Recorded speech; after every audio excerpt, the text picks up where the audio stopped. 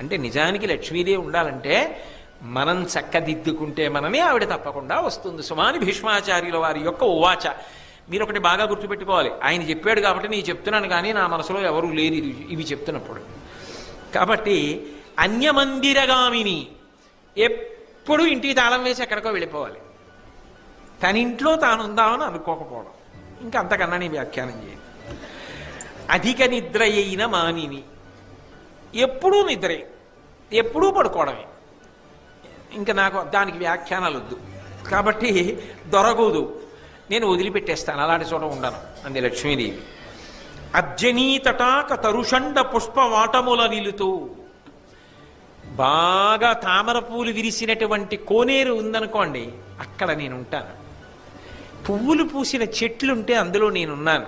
నేను నా ప్రవచన ప్రారంభంలోనే మీకు లక్ష్మి అంటే ఎలా ఉంటుందో చెప్పాగా, ఆకుపచ్చని